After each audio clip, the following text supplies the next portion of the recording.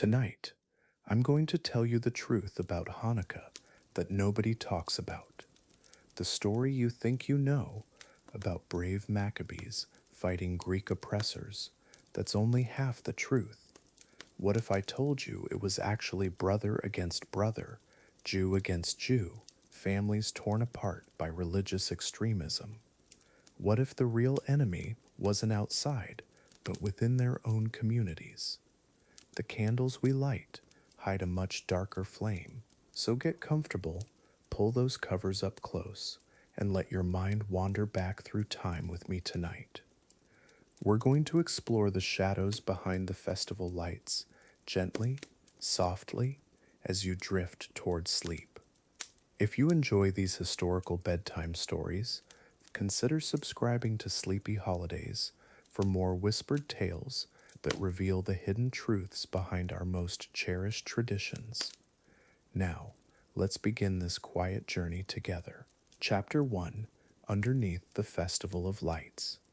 Picture a quiet office tonight, lined with dusty tomes, ancient scrolls scattered across weathered wooden desks.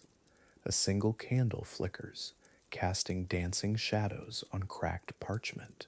Here in this sanctuary of forgotten knowledge, we discover the real story of Hanukkah, not the simple tale of miracle oil, but something far more complex, far more heartbreaking, something that challenges everything we thought we knew. The year is 167 BCE, and Judea is fracturing, not just from Greek influence, but from within. Two groups of Jews face each other across village squares, brothers who once shared the same prayers, now wielding swords. On one side stand the traditionalists, the Maccabees, demanding strict adherence to ancient laws. On the other, Hellenized Jews, embracing Greek culture, building gymnasiums, adopting new ways of life. In the marketplace of Jerusalem, neighbors who once traded goods now trade accusations. The baker who learned to speak Greek, suddenly labeled a traitor. The scholar who studied philosophy, branded an enemy of God. Children watch in confusion as their uncles and cousins choose sides, as wedding invitations become battle lines, as ancient friendships crumble into ash. This wasn't conquest, this was civil war. Mattathias stands in Modin, his weathered hands trembling with rage, not just at the Greek officials, but at his Jewish neighbors. They've built a gymnasium where young men exercise naked, abandoning the covenant of circumcision. To him, this isn't cultural exchange, it's spiritual suicide. When a fellow Jew approaches the pagan altar, Mattathias doesn't hesitate. His blade finds its mark, spilling Jewish blood on Jewish soil. The torch passes to Judah, called Maccabee, the hammer. But his hammer doesn't just strike Greek soldiers, it crushes Jewish resistance too. Village by village, he hunts down Hellenized Jews, those who chose assimilation, who sought peace through cultural blending, find themselves fleeing their own homeland. The gymnasium becomes a graveyard, its marble columns stained with the blood of former worshippers. Listen carefully to the wind through these ancient pages. You can almost hear the cries echoing from those forgotten villages. Families split down the middle, fathers disowning sons, mothers weeping as daughters flee in the night. The Maccabees called it purification, but purification often looks like persecution when you're on the receiving end. These weren't foreign invaders, these were Jews killing Jews in the name of God. In the hills of Judea, cave dwellers whisper prayers in darkness, not hiding from Greeks, but from their own people. Hellenized Jewish families huddle together, sharing meager food, wondering how embracing philosophy and athletics made them enemies of their faith. Their children ask questions that have no good answers. Why do our cousins want to kill us? What did we do wrong? Will we ever go home again? The temple courtyards run red during these years, but not with the blood of foreign oppressors alone. Jewish merchants, Jewish teachers, Jewish artists who dared embrace Greek learning, they too fall beneath Maccabean swords. The very stones that should unite all Jews in worship become witnesses to fraternal slaughter. Victory songs drown out the mourning of Jewish mothers, burying Jewish children. Ancient records, buried in monastery libraries, tell stories the rabbis rarely shared. How Maccabean forces surrounded Jewish communities, demanding they renounce Greek customs, abandon Greek names, destroy their books of philosophy. Those who refused faced exile or death. This wasn't liberation, it was forced conformity. The oil that burned for 8 days was lit over the ashes of Jewish diversity. Picture young Jewish athletes once celebrated for their strength and grace, now marked for death, simply for competing in Greek games. Their muscled bodies, trained through years of dedication, become targets for religious zealots. The running tracks where they once raced become hunting grounds. Their medals and crowns melted down to fund more weapons, more raids against their own people. The tragedy deepens when we realize many Hellenized Jews never abandoned their faith entirely. They prayed to the same God, observed Sabbath in their own way, sought to bridge two worlds rather than choose between them. But nuance dies in civil war, and moderation becomes treason. The Maccabees demanded total loyalty, complete rejection of Greek influence, absolute cultural purity, or absolute destruction. In the flickering candlelight tonight, we can see scrolls documenting the aftermath. Entire Jewish communities vanished, not conquered by foreign armies, but eliminated by their own brethren. Villages that once hummed with debate between traditional and progressive Jews now stand empty. The intellectual diversity that might have strengthened Judaism systematically erased by those claiming to preserve it. Why don't we hear these stories during Hanukkah? Why do the history books skip over Jewish victims of Jewish violence? Perhaps because civil wars leave scars too deep for celebration. Perhaps because admitting internal conflict makes victory taste bitter. Perhaps because heroes and villains blur when everyone shares the same God, the same ancestry, the same broken dreams of peace. As this first candle burns low, casting long shadows across these ancient texts, we begin to understand the true complexity beneath our holiday traditions. The Maccabean revolt wasn't just about religious freedom, it was about defining Jewish identity through violence, about choosing purity over pluralism, about brothers destroying brothers in God's name. Tomorrow, we'll light another candle and explore how this bloody legacy shaped everything that followed. Chapter 2: When Cultures Collide. Maccabees meet Hellenism. Picture ancient Jerusalem, a city caught between worlds, where Greek marble columns rise beside Hebrew stone walls. The year is 175 BCE, and something beautiful yet dangerous is happening. Young Jewish men are learning Greek philosophy, embracing new ideas about the human body and mind. But in the shadows, traditional voices whisper warnings. Can two worlds coexist, or must one destroy the other? Walk these dusty streets with me, where the scent of olive oil mingles with incense. Here, wealthy Jewish families send their sons to learn rhetoric and mathematics. They speak Greek as fluently as Hebrew, wear Greek clothing, attend Greek theaters. For them, this is progress, enlightenment, a chance to participate in the wider world. But others see it differently. They see sacred traditions crumbling, ancient boundaries dissolving, something precious slipping away. The gymnasium becomes the symbol of this divide. Picture it, a gleaming building where young men exercise naked in the Greek tradition, where competition and physical perfection are celebrated. Some Jewish youth eagerly join, even undergoing surgery to reverse their circumcision, hiding their covenant with God for social acceptance. Their families watch in horror as sons abandon the very marks that define their identity. The ground is shifting beneath everyone's feet. In the temple courtyards, whispered conversations grow heated. Elderly priests clutch their prayer shawls tighter, watching young Levites debate Aristotle instead of studying Torah.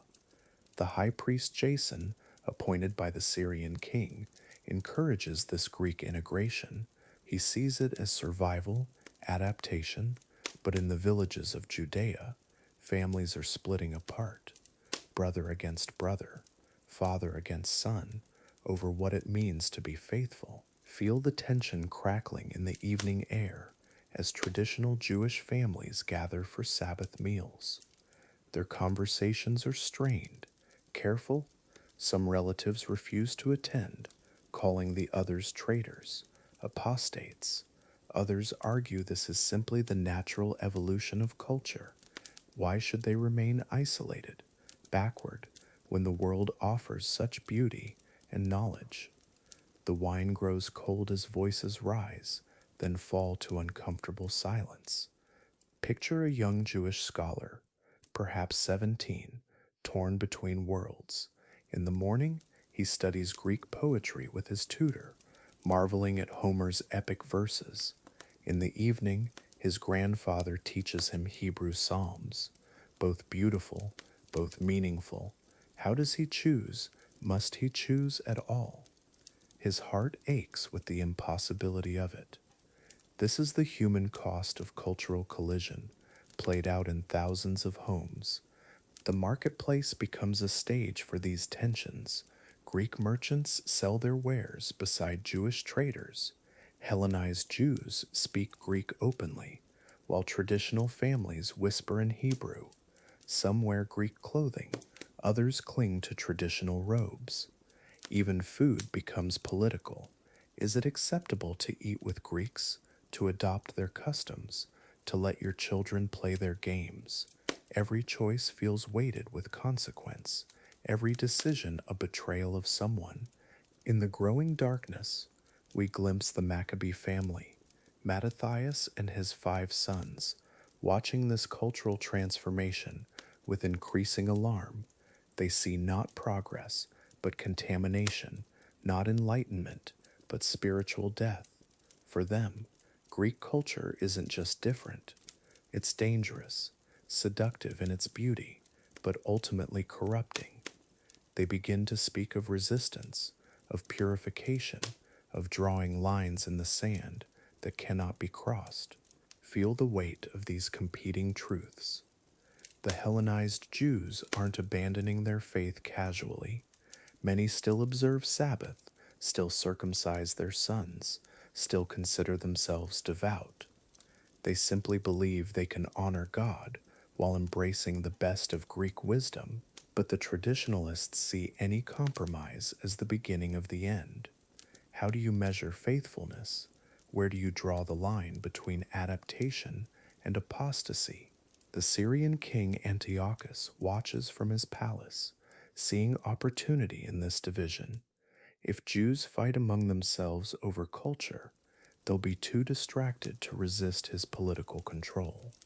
He encourages the Hellenization, rewards those who embrace Greek customs, punishes those who resist.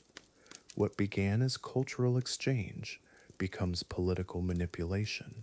The stakes are rising, and soon choices will no longer be optional, but matters of life and death. Picture the quiet agony of Jewish mothers watching their children drift away. Some sons refuse to observe dietary laws, calling them primitive superstitions. Some daughters want to attend Greek festivals, to participate in the wider world. These mothers aren't ignorant or narrow-minded. They simply know that traditions carry the wisdom of generations, and they're watching that wisdom dismissed, discarded, forgotten. Their hearts break in slow motion. In the scroll houses, elderly rabbis debate responses. Some advocate patience, believing this Greek fever will pass. Others urge compromise, finding ways to maintain faith while embracing progress. But a growing faction speaks of resistance, of the need to fight, not just with words, but with swords. They're tired of watching, tired of debating, tired of seeing their people seduced away from their covenant. Action, they whisper, is the only language left. The tragedy deepens as we realize neither side is entirely wrong. Greek culture does offer genuine beauty, philosophy, art, scientific advancement. The world is growing smaller, and isolation may indeed mean death. But the traditionalists also speak truth. Some things, once lost, can never be recovered. Some boundaries, once crossed, change you forever. In this collision of worlds, everyone will lose something precious. The question is, what can they afford to keep? Listen to the sound of sharpening swords in the distance as moderate voices grow quiet, squeezed between extremes. The middle ground, where compromise might live, is disappearing. Soon, you'll either be fully Greek or fully Jewish. No blending allowed, no nuanced positions, no gray areas. The Maccabees are preparing for war, not just against foreign oppression, but against their own neighbors, their own families, their own people who chose differently. Feel the approaching storm, like the pressure before lightning strikes. Families are choosing sides, friendships are ending, communities are fracturing along lines that seemed impossible just years before. The gymnasium stands nearly empty now, not from lack of interest, but from fear. Those who attend risk being marked as traitors. Those who don't risk being seen as backwards. The center cannot hold, and something terrible is about to be born. As we close this chapter, rest in the knowledge that human struggles echo across centuries. The tension between tradition and progress, between purity and adaptation, between isolation and assimilation. These aren't ancient problems, they're human problems. Tomorrow we'll witness what happens when dialogue ends, when compromise fails, when brothers take up arms against brothers. But tonight, simply breathe and remember that understanding complexity is itself a form of wisdom. Chapter 3: The Hunt Begins. Bitter winds sweep across ancient Judea tonight, carrying whispers of a darkness that's about to unfold. In shadowed villages, moonlight casts eerie silhouettes against stone walls, where neighbors who once shared bread now eye each other with suspicion.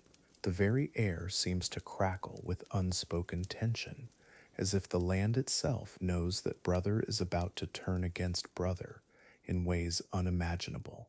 Through these winding streets where olive trees once symbolized peace, now walk families marked by invisible scarlet letters. Their crime, embracing the Greek ways that had swept through their world like a tide. They'd built gymnasiums, adopted new customs, allowed their children to learn philosophy alongside Torah. Now, as frost creeps along ancient stones, these same choices would seal their fate in ways they never imagined possible. Picture Sarah, a mother of 3, pulling her woolen cloak tighter as she hurries through empty market squares. Her husband had commissioned a statue for their courtyard, a beautiful Greek piece that now feels like a death sentence carved in marble. Every footstep echoes too loudly. Every glance feels like an accusation. The neighbors who once borrowed her honey cakes now avert their eyes, as if looking might make them complicit. In the flickering candlelight of hidden chambers, the Maccabees gather like shadows made flesh. Their faces are etched with righteous fury, their voices low but burning with purpose. They speak of purification, of cleansing their land from foreign corruption. Yet the corruption they seek to eliminate isn't just Roman soldiers or Syrian governors. It's their own people, their own blood, their own neighbors. Listen closely to their whispered conversations. These aren't warriors preparing to face foreign armies. These are men making lists, names of families who'd strayed too far from tradition. The baker who'd renamed his shop with a Greek word, the merchant who'd stopped observing dietary laws, the young scholar who'd questioned certain interpretations of Scripture. Each name spoken feels like a prayer, but prayers for what kind of salvation? Meanwhile, in homes across the valley, families huddle around dying fires, sensing something shifting in the wind. Children ask why their parents speak in hushed tones, why certain friends no longer visit, why their father burns certain books in the courtyard at midnight. The parents, torn between protecting their children's innocence and preparing them for the storm approaching, choose silence, hoping it might pass them by. The frost that creeps across windowsills tonight mirrors the ice forming in human hearts. Neighbor regards neighbor with new eyes, seeing not the person who helped during last year's harvest, but a potential threat to their family's survival. Trust, that delicate flower that takes years to bloom, withers in a single season of suspicion. Community, once their greatest strength, becomes their most dangerous vulnerability. Around countless wooden tables worn smooth by generations of family meals, desperate conversations unfold in trembling voices. Should they flee, abandon everything their ancestors built? Should they hide their Greek books, destroy their foreign artwork, pretend their children never learned to speak other languages? Or should they stand firm, defend their right to embrace the wider world, knowing it might cost them everything they hold dear? Some families make heartbreaking choices. Fathers tell their sons to forget the philosophy they'd taught them.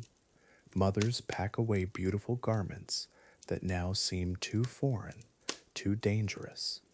They practice traditional prayers they'd nearly forgotten, hoping muscle memory might save them when zealous eyes come searching. Yet even their attempts at camouflage feel hollow, transparent, like trying to hide the sea beneath a blanket. The young men who'd once wrestled naked in Greek gymnasiums now wrap themselves in traditional robes, their bodies bearing invisible scars of shame. The women who'd enjoyed philosophical debates in mixed company now speak only to other women, their voices barely above whispers.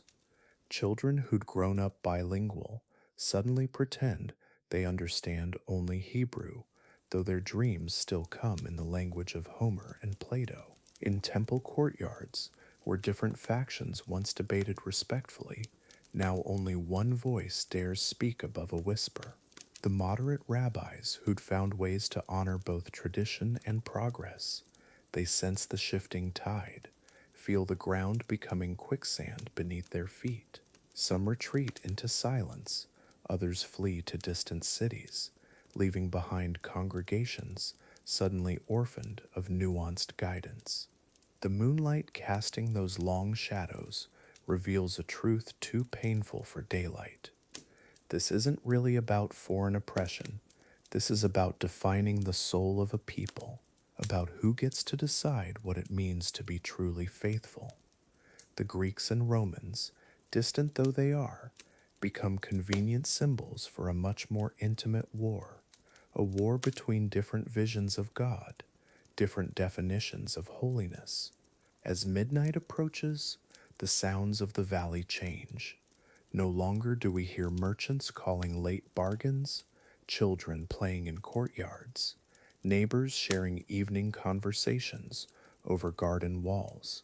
Instead, there's the soft creak of doors being barred, the whisper of prayers spoken in fear rather than faith, the muffled sobs of mothers who understand their world is ending, regardless of who claims victory. The hunt that begins tomorrow won't be for wild animals or foreign soldiers. It will be for neighbors whose only crime was choosing a different path through the same ancient questions that have plagued humanity since the beginning. How much change is too much? How do we honor our ancestors while embracing new wisdom? Where is the line between adaptation and betrayal? These questions, once debated in scholarly friendship, now carry the weight of life and death. Feel that unnerving calm settling over the landscape like snow. It's the quiet before the storm, the held breath before the scream, the moment when history pivots on choices made in fear rather than wisdom. Tomorrow, when the sun rises over these divided villages, it will illuminate a world where brothers hunt brothers, where faith becomes a weapon, where survival depends not on righteousness, but on conformity. And so tonight, as frost crystals form on ancient stones and candlelight flickers in shuttered windows, we witness the final peaceful moments before Judea tears itself apart. The Maccabee revolt is about to begin, but it won't be the glorious liberation story you learned as a child. It will be something far more complicated, far more heartbreaking, and far more human. The hunt begins at dawn. Chapter 4: Bitter Ties, Brotherhood and Blood. The winter moon casts pale light through shuttered windows, where once laughter echoed, now only whispered arguments remain. Brothers who shared childhood dreams find themselves on opposite sides of an ancient divide. One clings to tradition, the other embraces change. The warmth of family meals grows cold as ideological frost settles between them.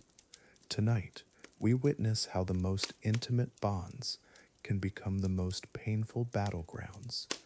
In homes across Judea, kitchen tables become war zones. Elders who once blessed bread together now brandish scrolls like weapons. The younger generation, torn between ancient ways and Greek influence, watch as their fathers' voices rise in anger. These are not strangers debating in the marketplace. These are sons challenging fathers, brothers questioning brothers.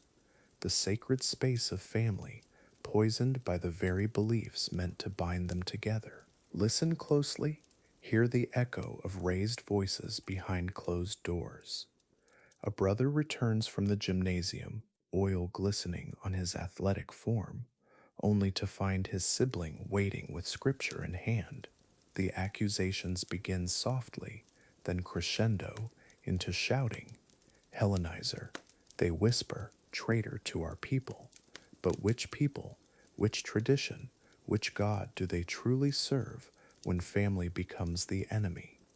The questions hang heavy in the lamplight. The eldest son speaks in Greek, his words flowing like honey over foreign philosophy. His younger brother recoils as if struck, responding only in Hebrew, the ancient tongue of their fathers. Two languages, two worldviews, dividing the same blood. Mother weeps silently in the corner, watching her children become strangers. The language of love, replaced by the dialect of division. Even prayer becomes a battlefield of competing devotions. Behind carved wooden doors, families fracture along invisible lines. The Orthodox son refuses to eat with his Hellenized brother, declaring him unclean. Kosher meals, prepared by the same loving hands, now serve as symbols of separation. Salt that once seasoned shared stories, now preserves bitter resentments. The table, once a sanctuary of togetherness, becomes a monument to all they can no longer share. Sacred traditions, weaponized against those they once protected. Tears fall like winter rain on ancient stones as fathers disown sons, sons abandon fathers. The covenant with Abraham becomes a chain that binds some while liberating others. One brother circumcises his newborn, while the other contemplates the gymnasium's teachings on the body. The same flesh, the same blood, divided by invisible laws. Love, twisted into conditional acceptance. The price of belonging, measured in the currency of conformity. Whispered prayers compete in the same house, Hebrew chants rising from one room, while Greek philosophy echoes from another. The Shema, once spoken in unison, now fractured into competing truths. Traditional melodies clash with foreign harmonies. Even the Sabbath becomes a source of conflict. When does honoring tradition become dishonoring family? The sacred and the secular draw battle lines through the human heart, dividing what should remain whole. Brothers who once protected each other from outside threats now see the enemy within. The Maccabean zealot views his Hellenized sibling as more dangerous than any Greek soldier. Betrayal takes on new meaning when it wears a familiar face. The gymnasium becomes symbol of apostasy. Athletic achievement reframed as spiritual failure. Bodies trained for competition condemned as temples defiled. The price of progress measured in family blood. In dimly lit chambers, scrolls unfurl with devastating accusations. Biblical passages twisted into weapons of family warfare. The same words that once brought comfort now deliver condemnation. Scripture cherry-picked to justify the unjustifiable. The Word of God becomes the sword that severs the bonds of brotherhood. Ancient wisdom corrupted into modern warfare. Love thy neighbor, forgotten when thy neighbor shares thy bloodline, but not thy beliefs. Children hide behind door frames, listening to parents argue about their futures.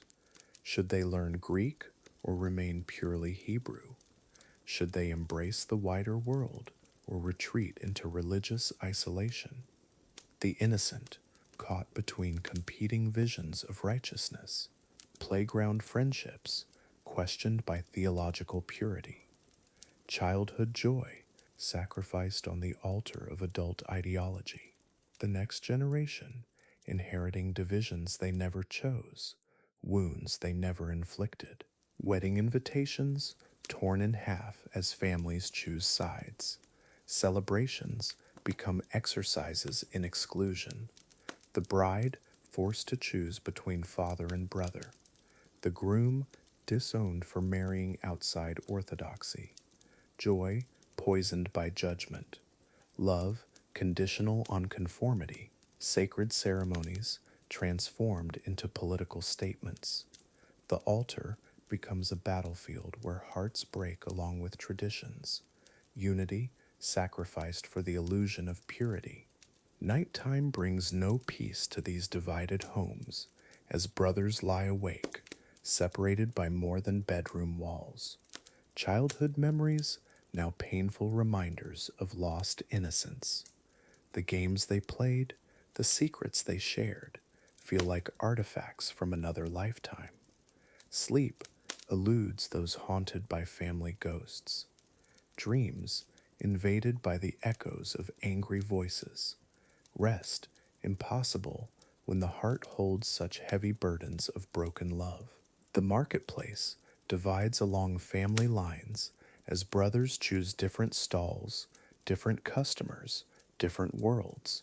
Commerce corrupted by religious competition. Trade routes become ideological highways. Money changes hands, but trust remains bankrupt.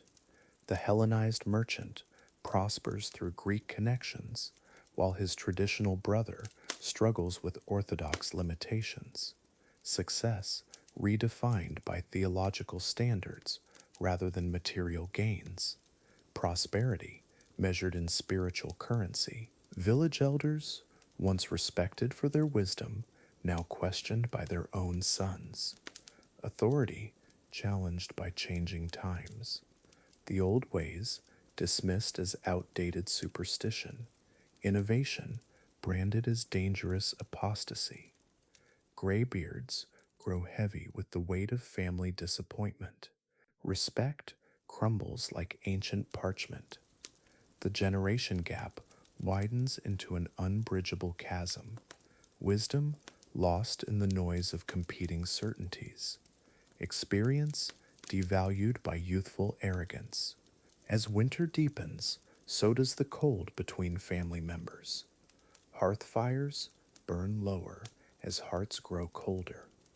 The warmth of shared meals replaced by the chill of separate tables.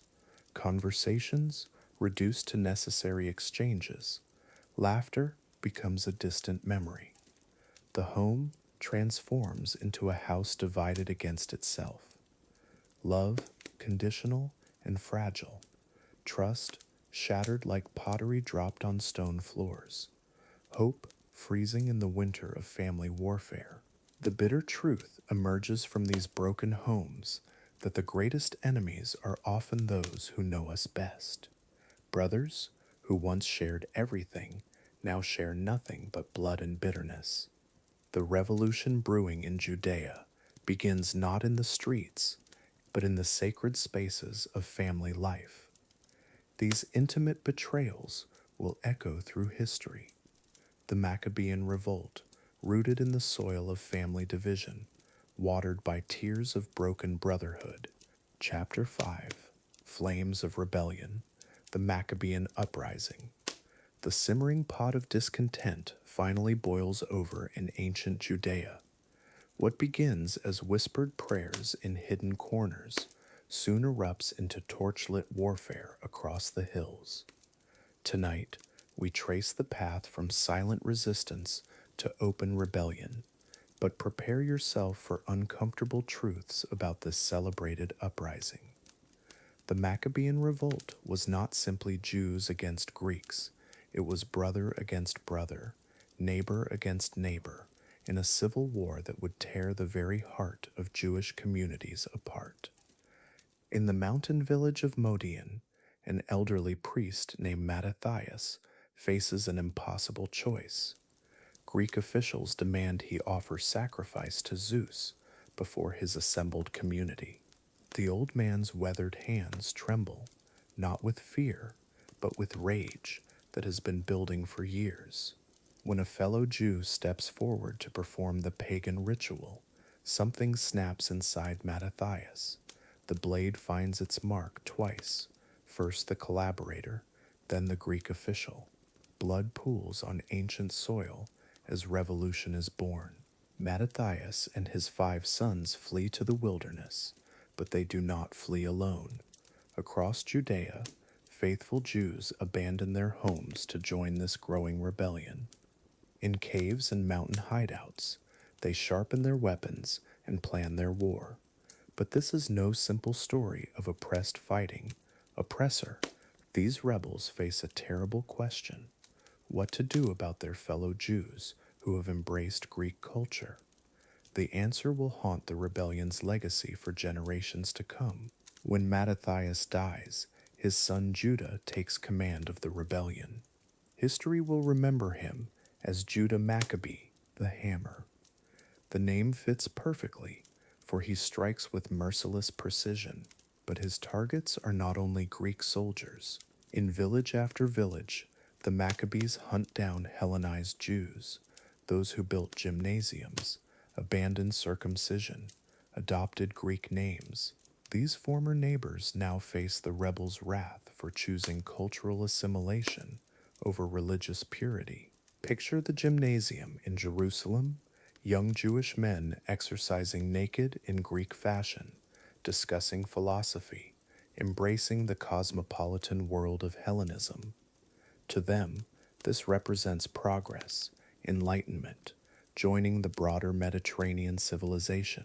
But to the Maccabees watching from the shadows, these same activities represent the ultimate betrayal, apostasy, punishable by death.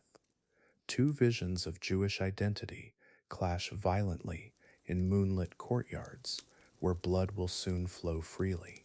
The civil war spreads like wildfire through Judean towns.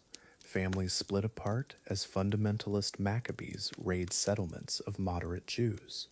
Fathers disown sons who refuse to join the rebellion. Brothers draw swords against brothers who chose different paths of faith. In the marketplace where neighbors once traded goods, now they trade accusations of treachery. The line between patriot and traitor becomes written in blood across the ancient landscape. Ancient sources whisper of midnight raids on peaceful villages.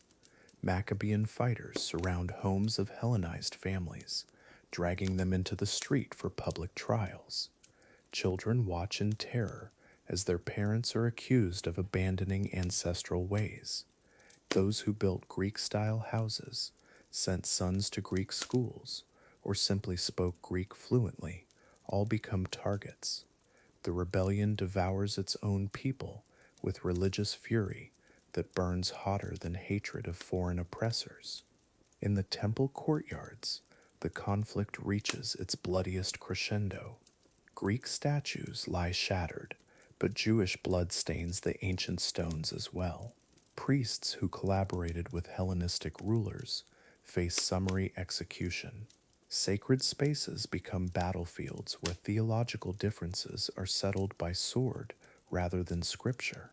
The very place meant to unite the Jewish people becomes the symbol of their violent division, brother fighting brother in God's house. Judah Maccabee proves himself a brilliant guerrilla commander, but his victories come at a terrible cost. After each battlefield triumph over Greek forces, his fighters turn to purging nearby Jewish communities of suspected collaborators.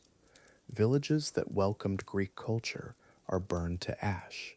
Survivors flee to distant lands, carrying stories of persecution that will never find their way into celebratory histories of the Maccabean triumph. The psychological warfare proves as devastating as physical battles. Maccabean propagandists spread through the countryside, warning that Greek culture corrupts the soul. They promise divine judgment on Jews who abandon traditional ways. Fear replaces tolerance as communities police themselves, denouncing neighbors for the smallest signs of Hellenistic influence. A Greek book, a statue, even speaking the wrong language, all become death sentences in this atmosphere of religious terror. Archaeological evidence tells stories the victorious histories omit. Mass graves near ancient settlements suggest wholesale slaughter of civilian populations. Coins bearing Greek inscriptions are deliberately defaced and buried, perhaps by survivors trying to hide evidence of their former loyalties. Broken pottery shards reveal families that fled their homes so quickly they left meals half-eaten on tables. These silent witnesses testify to the Civil War's brutal reality. Children caught between worlds face impossible choices. Sons of Hellenized fathers must decide whether to embrace their Greek education or join the fundamentalist rebellion. Young women trained in Greek poetry and philosophy watch their libraries burn. Adolescents who competed in Greek athletic contests now hide their uncircumcised bodies in shame. An entire generation loses its cultural identity in the fires of religious extremism disguised as patriotic resistance. The refugee crisis spreads across the Mediterranean as moderate Jews flee the Maccabean terror. Alexandria welcomes thousands of families escaping the civil war in Judea. These exiles carry bitter memories of neighbors turned killers, of synagogues burned by fellow Jews, of ancient communities destroyed in the name of religious purity. Their testimony reveals the dark side of what history will celebrate as heroic resistance. Military historians note how the Maccabean tactics evolve throughout the conflict. Early battles focus on Greek garrisons and symbols of foreign oppression, but increasingly, the rebels redirect their violence toward Jewish communities deemed insufficiently orthodox. The revolution consumes its own children with growing appetite transforming from liberation movement into ideological purge that spares no one suspected of cultural compromise. As night settles over ancient battlefields, we must confront the uncomfortable truth about celebrated victories. The Maccabean uprising succeeded in driving out foreign oppressors, but at the cost of destroying Jewish pluralism forever. Thousands of Jewish families who chose cultural integration over isolation paid with their lives. Their voices were silenced, their stories erased, their memories buried beneath triumphant songs of religious fundamentalism. The hills of Judea hold secrets that challenge our comfortable narratives about this ancient rebellion. Each torch that lit the path to Maccabean victory also illuminated scenes of fraternal slaughter that history prefers to forget. As you drift toward sleep, consider how the complexity of human conflict transcends simple stories of good versus evil, how even righteous causes can birth terrible consequences when compromise yields to the flames of absolute certainty. Chapter 6: War in the Sanctuary, Assault of the Temple. The sacred pathways that once echoed with prayers now trembled under the weight of charging feet. Ancient stones, worn smooth by countless pilgrims, suddenly slick with blood. The very air that had carried incense and hymns now filled with the clash of bronze against bronze, the screams of brothers. This was no longer a place of worship, but a battlefield where the holiest ground became the most profane. Imagine walking these sacred routes today, feeling beneath your feet the same stones that witnessed such violence. The temple courtyards, designed for celebration and reflection, transformed into arenas of slaughter. Maccabean forces pushing through the outer courts, their Greek-influenced Jewish brothers defending positions they'd held for generations. Each step forward meant stepping over someone who had once shared the same prayers, the same God, the same bloodline. The morning sun cast long shadows across the temple grounds, illuminating scenes no sacred text would dare describe in detail. Hellenized Jews, those who had embraced Greek culture, found themselves trapped between stone walls and advancing zealots. Their gymnasiums and theaters meant nothing here. Their philosophical debates fell silent before the brutal reality of religious warfare. Some threw down their weapons, others fought to the very end. In the Solomon's porch, where Jesus would one day teach pools of crimson soaked into mortar that had been blessed by generations of priests. The irony was lost on no one. The very foundation of their faith had become the stage for their destruction. Maccabean soldiers moved methodically through the corridors, checking bodies, ensuring no Greek sympathizer would rise again. Victory demanded thoroughness, even here in God's house. The priests watched in horror from the inner sanctum, their holy vestments torn between loyalty to tradition and revulsion at the carnage. Some had secretly sympathized with Greek customs, appreciated the beauty of their art and philosophy. Now they witnessed brothers slaughtering brothers in the name of purification. The altar that should have received animal sacrifices instead received human blood, the sacred becoming profane, the holy becoming horrific. Listen closely, and you can almost hear the echoes, the last words of a Hellenized Jew to his Maccabean brother: "We worship the same God." The response of a zealot convinced of his righteousness: "Not anymore." These weren't strangers meeting on a battlefield.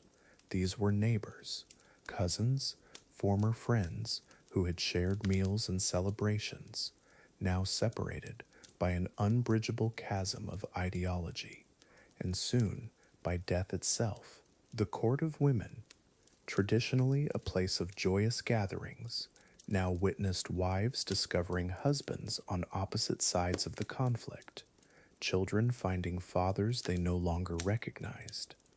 The Maccabees had promised to restore Jewish purity, but at what cost? Families fractured along lines of religious interpretation. Some mothers lost multiple sons that day, each to a different side of the same war. Victory and defeat wearing identical faces of grief. As the fighting reached its crescendo, something profound was being lost, not just lives, but the very concept of Jewish unity. The Maccabees would write history as heroes defending faith against foreign oppression, but here in these bloody courtyards, the truth was more complex, more tragic. They were as much liberators as they were destroyers, saving Jewish religion by killing Jews, preserving tradition by eliminating those who interpreted it differently. Take a moment to consider the personal cost. Each Maccabean victory meant a neighbor's defeat. Each reclaimed sacred space meant a former friend's death.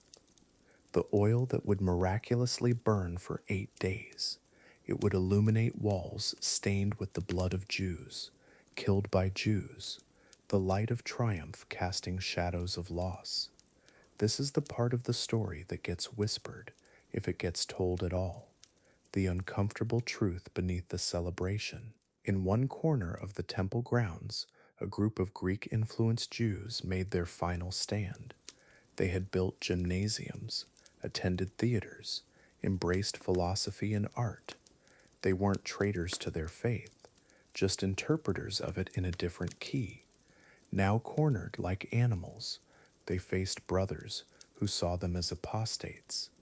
The irony was sharp, dying for being Jewish in the wrong way, in Judaism's holiest place. The aftermath was perhaps more horrific than the battle itself. Maccabean forces moving through the temple, identifying bodies, separating the pure from the impure, even in death. Some families would never know what happened to their loved ones. Others would receive bodies back, but changed forever by the violence that claimed them. The temple was reclaimed, but at the cost of reclaiming it from its own people.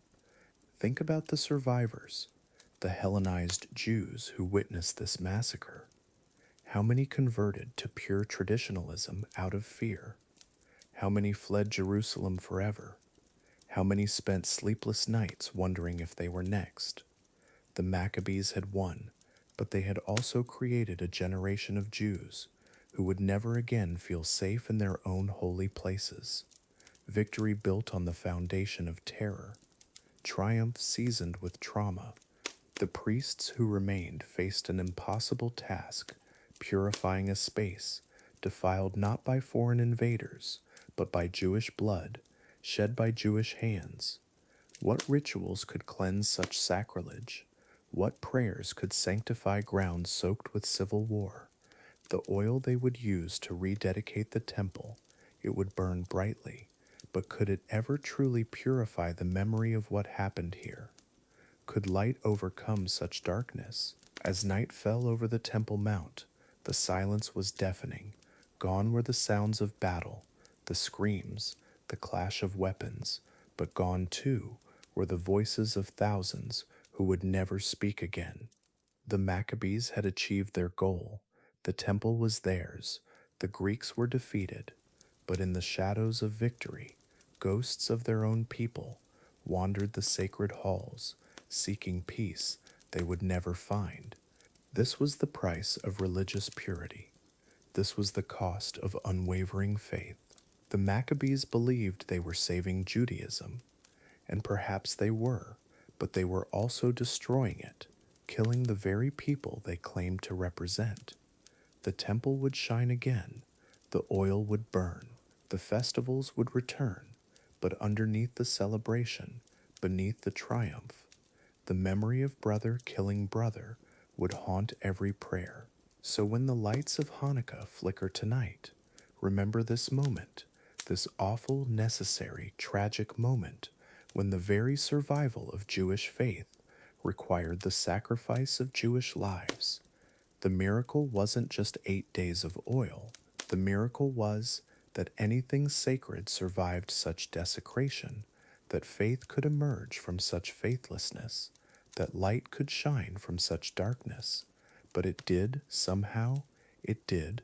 Chapter 7, Unspoken Stories, The Forgotten Victims. Now we turn to the shadows, to those whose voices were silenced by history's victors. The Hellenized Jews, brothers and sisters who chose a different path, who built gymnasiums instead of studying Torah, who spoke Greek in the marketplace, who dreamed of blending cultures rather than preserving them in isolation. Their stories were buried, their names erased, but tonight we remember them. In the flickering candlelight of memory, we see families torn apart by more than Greek oppression. Brother turned against brother, father against son, not over foreign rule, but over how to be Jewish in a changing world. Some embraced Hellenistic culture, adopting Greek names, attending the theater, participating in athletic competitions. Others saw this as betrayal, as abandoning the covenant, as choosing comfort over conviction. The gymnasium became a symbol of division. Young Jewish men exercised naked, as was Greek custom, some even undergoing surgical procedures to hide their circumcision. To the traditionalists, this wasn't just cultural adaptation, it was spiritual apostasy. The very bodies that bore the mark of Abraham's covenant were being altered, reshaped, to fit into a Gentile world that promised acceptance but demanded assimilation. Listen closely to the wind through ancient Jerusalem's streets, and you'll hear the whispered conversations of those caught between worlds. The merchant who spoke Greek to his customers, but Hebrew to his wife. The scholar who studied philosophy by day and scripture by night. The young woman who wore Greek fashion, but lit Sabbath candles. They weren't traitors, they were human beings, navigating an impossible choice. When Mattathias raised his sword in Modian, it wasn't just against the Greeks, it was against his own people who had chosen accommodation over resistance. The Maccabean revolt began with the murder of a Hellenized Jew, a man whose only crime was following the king's decree, offering sacrifice as commanded. His blood, spilled by his own kinsmen, stained the altar red with the first drops of civil war. The Maccabees called themselves freedom fighters, but to the Hellenized Jews, they were fundamentalist extremists. Village after village, the pattern repeated. Judah and his brothers would arrive, demanding loyalty to their vision of Judaism. Those who refused, those who had built lives in the Greek world, found their homes burned, their families scattered, their dreams of peaceful coexistence shattered like pottery on stone floors. In the archives of Antioch, scribes recorded the complaints of Jewish refugees, families fleeing not from Greek persecution, but from Maccabean purges.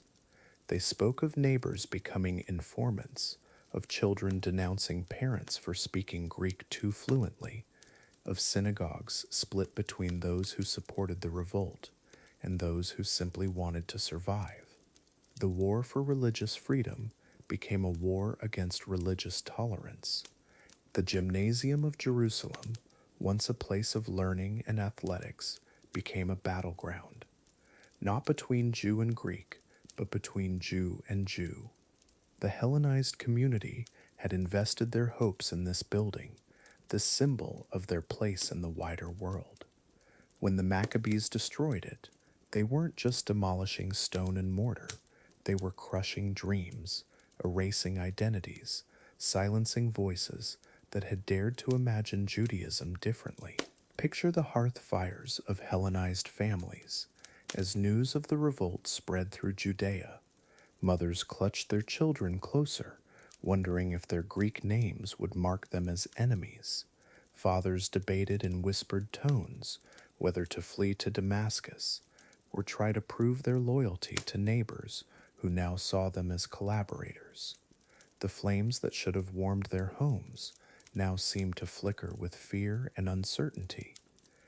The ancient sources speak little of their fate, these forgotten victims of religious civil war.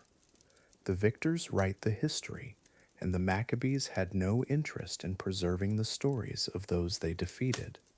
But archaeology whispers their secrets: abandoned houses with Greek pottery, discarded scrolls written in elegant Hellenistic script, graves marked with names that blend Hebrew and Greek traditions, silent testimony to lives interrupted. In the wealthy districts of Jerusalem, where Hellenized families had built their mansions, the revolution came like a flood. Servants loyal to the Maccabean cause opened gates to let in the zealots. Libraries filled with Greek philosophy burned alongside stores of imported wine and olive oil. The cosmopolitan culture that had flourished under the Seleucids was systematically erased, replaced by a narrow interpretation of religious purity. The high priest Menelaus, villain of traditional accounts, was himself a victim of impossible circumstances. Appointed by the Greeks, despised by the traditionalists, he tried to balance competing demands while keeping the temple functioning. When the Maccabees finally captured him, his execution was not just political revenge, but the silencing of a voice that had tried to find middle ground in an increasingly polarized world. Children bore the heaviest burden, caught between their parents' choices and the community's judgment. Young boys who had learned to wrestle in the Greek style suddenly found their skills marked them as traitors. Girls who wore their hair in fashionable Greek styles faced accusations of abandoning Jewish modesty. They had been raised in one world, only to discover that world was now forbidden, their very existence, a reminder of compromise. The winter nights grew long as Hellenized communities huddled around their fires, telling stories that would soon be lost forever. Grandparents spoke of the days when different traditions could coexist, when being Jewish didn't require rejecting everything foreign. They passed down recipes, songs, customs that blended their heritage with their adopted culture, knowing their grandchildren might never hear these stories again, might never taste these foods, might never sing these songs. The festival of Hanukkah celebrates the purification of the temple, but it also marked the purification of Jewish society, the removal of those deemed impure, foreign, compromised. The 8 Nights of Light commemorated not just religious freedom, but religious uniformity, the triumph of one vision of Judaism over all others. The oil that burned for 8 days illuminated not just the temple, but the shadows where the defeated had been erased. So tonight, as we remember the miracle of Hanukkah, let us also remember those who paid its price. The Hellenized Jews who dreamed of building bridges, not walls, who imagined a Judaism that could embrace the world rather than flee from it. Their voices were silenced, but their story remains, written in the margins, whispered in the wind, flickering in the flames that light our way through history's darkness. Chapter 8: Diverse Paths, Navigating Cultural Assimilation. The moonlight shifts now, casting gentler shadows across our ancient landscape. We step away from the blood-soaked battlefields into quieter corners where different battles raged. Here, in the spaces between cultures, Jewish minds wrestled not with swords, but with ideas. The collision wasn't always violent. Sometimes it was beautiful, sometimes devastating, always complex. Picture a young man named Marcus, born to Jewish parents in Alexandria. By day, he studies Torah with his grandfather, memorizing ancient prayers in Hebrew. By evening, he attends lectures at the Greek gymnasium, debating philosophy with classmates who've never heard of Moses. His mind stretches between two worlds, neither fully accepting him, yet both shaping who he becomes. These Hellenized Jews weren't traitors, as history often painted them. They were intellectuals seeking to bridge the gap between Jerusalem and Athens. They asked dangerous questions. What if Greek logic could illuminate Jewish law? And what if Aristotle's reasoning could deepen understanding of divine truth? What if synthesis, rather than separation, was the path forward? In the libraries of Alexandria, Jewish scholars pored over Greek texts, searching for harmony between Moses and Plato. They wrote treatises attempting to prove that Jewish wisdom predated Greek philosophy, that the Torah contained universal truths accessible through rational inquiry. Their manuscripts glowed by lamplight, filled with careful annotations, bridging worlds through scholarship. But this intellectual dance came with a price. Traditional rabbis watched with growing alarm as young Jews began questioning ritual laws, applying Greek reasoning to sacred traditions. Why this dietary restriction? Why these specific prayers? The foundation of unquestioning faith began to crack under the weight of philosophical inquiry, creating divisions that would echo through centuries. The gymnasium became a battleground of identity. Jewish youth, their bodies glistening with olive oil, competed alongside Greeks in athletic contests. Some underwent painful procedures to reverse circumcision, hiding their Jewish identity beneath Greek aesthetics. Their families wept, watching sons transform, choosing acceptance over ancestry, integration over isolation. Sarah, a merchant's daughter in Antioch, speaks perfect Greek, quotes Homer as easily as Psalms. She moves gracefully through both worlds, attending Jewish Sabbath in the morning, Greek symposiums at night. Her friends see no contradiction, but her grandmother's eyes hold centuries of worry, watching traditions dissolve like salt in rushing water. The Maccabean victory erased these nuanced stories, painting assimilation as betrayal, integration as apostasy. But the truth whispers softer, more complex. Many Hellenized Jews maintained deep faith while embracing broader culture. They weren't abandoning God, they were expanding their understanding of divine presence, finding the sacred in unexpected places.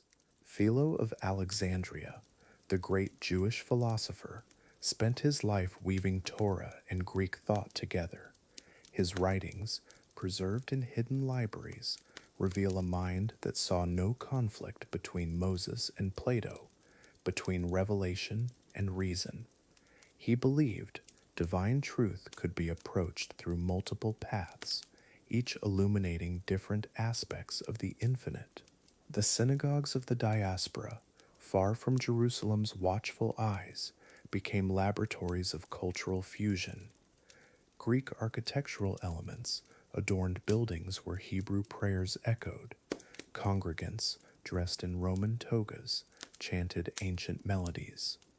These communities, neither fully Greek nor traditionally Jewish, created something entirely new, beautifully hybrid. Children grew up bilingual, Hebrew for prayers, Greek for education, Aramaic for daily life. Their minds moved fluidly between cultures, seeing connections that monolingual communities missed. They were living bridges, human embodiments of cultural synthesis, until the Maccabean swords forced them to choose sides in a battle that allowed no middle ground. The lost manuscripts tell different stories of Jewish families who maintained faith while embracing Greek learning, of scholars who deepened religious understanding through philosophical inquiry, of communities that thrived in cultural diversity. These voices, silenced by history's victors, whisper alternative truths in the shadows between orthodox narratives. Imagine the conversations late into Mediterranean nights as Jewish intellectuals debated whether Greek geometry could reveal divine proportions whether Aristotelian logic could illuminate prophetic texts, whether cultural assimilation strengthened or weakened faith.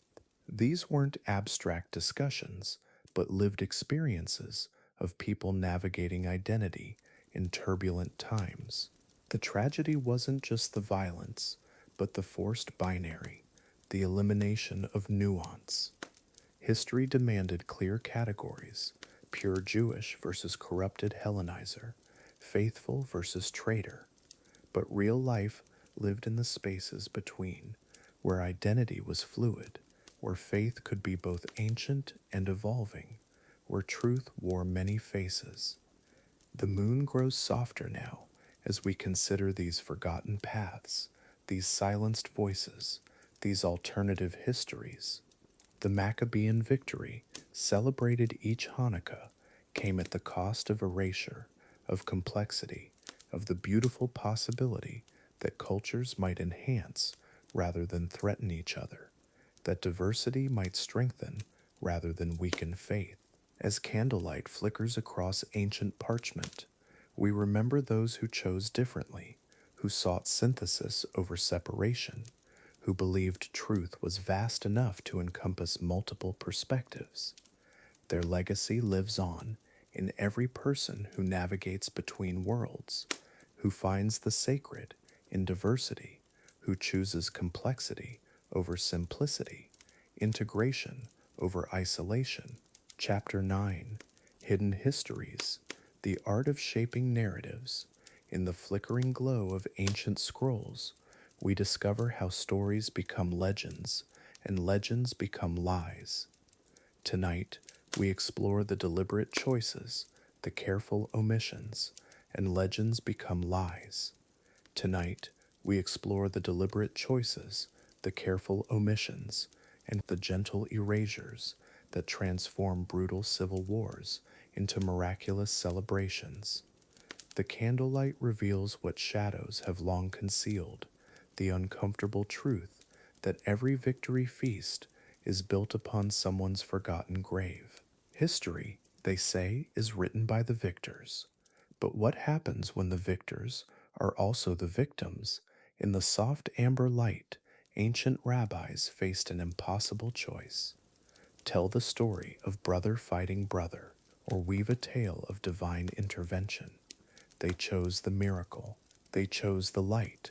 They chose to forget the blood that stained their temple floors before the oil ever burned for 8 sacred nights. The scrolls whisper of families torn apart, not by foreign invaders, but by their own children. Hellenized Jews who embraced Greek culture, who built gymnasiums, who abandoned ancient customs, faced the fury of fundamentalist Maccabees, who saw assimilation as betrayal. The civil war that raged across Judea was a war for the soul of a people, fought in village squares, in family homes, in sacred courtyards. Listen closely to the silence between the words. In every Hanukkah song, in every children's story, there's a pause where other voices once sang. The voices of Jewish merchants who welcomed Greek philosophy, Jewish athletes who competed naked in stadiums, Jewish mothers who chose different paths for their sons, all erased, all forgotten, all sacrificed for a simpler tale of religious triumph over foreign oppression. The candlelight dances across weathered parchment, revealing maps of a fractured community. Here, marked in fading ink, the villages where neighbor turned against neighbor.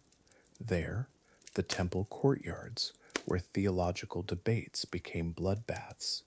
The ancient cartographers drew borders not between nations, but between different visions of what it meant to be Jewish, each line representing thousands of lives lost to ideological warfare.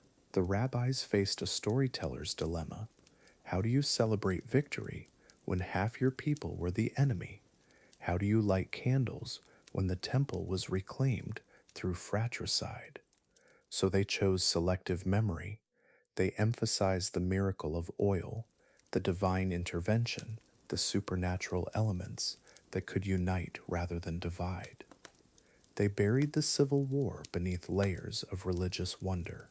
In hushed tones, the ancient texts reveal the methodology of forgetting. First, you emphasize the foreign threat. The Syrian Greeks become the primary villains. Their oppression becomes the central narrative. Then, you minimize internal conflict. Brothers who killed brothers become different interpretations of faith. The Hellenized Jews who died become tragic casualties, not equal participants in a religious civil war that tore communities apart. The soft rustle of turning pages reveals testimonies that never made it into the official histories. Jewish families who fled to Egypt rather than choose sides in the Maccabean revolt.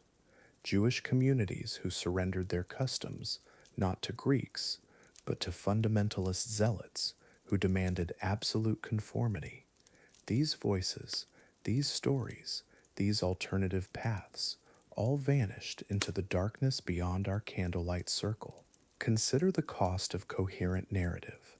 Every Hanukkah celebration, every lighting of the menorah, every retelling of the miracle requires the continued burial of uncomfortable truths. The Festival of Lights was built upon a foundation of selective darkness. The miracle oil that burned for 8 days could only shine because the fire of civil war had finally consumed all its fuel. The ancient rabbis were master storytellers.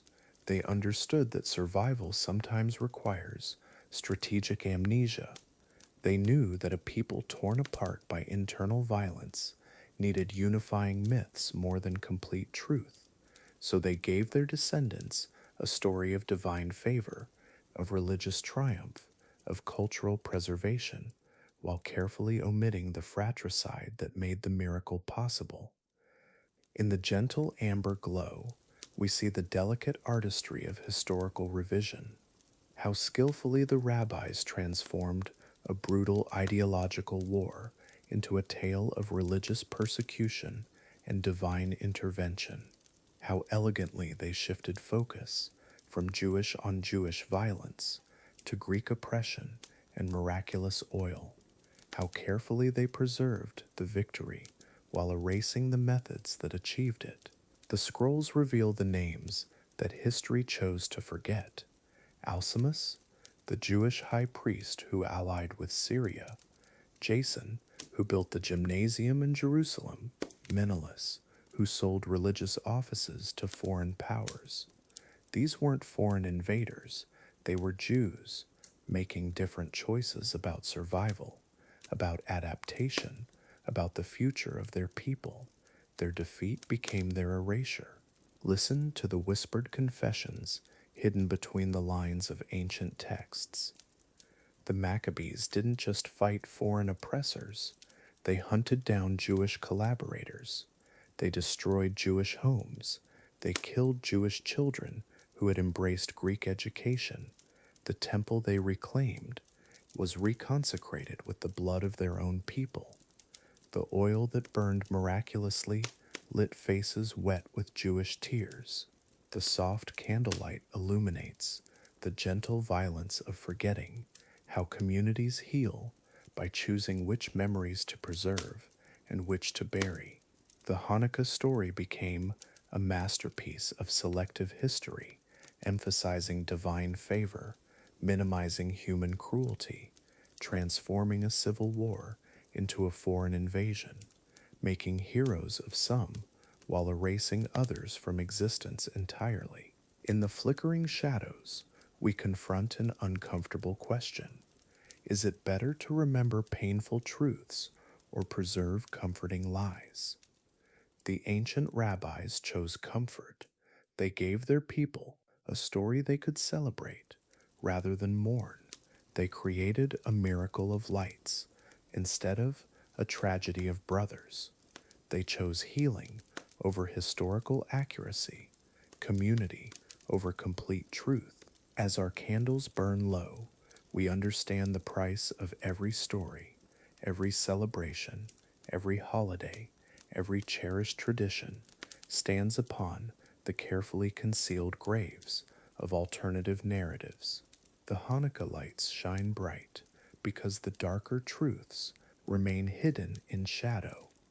This is how history works. This is how survival works. This is how we learn to live with selective memory. Chapter 10: Erasures, the Lost Records.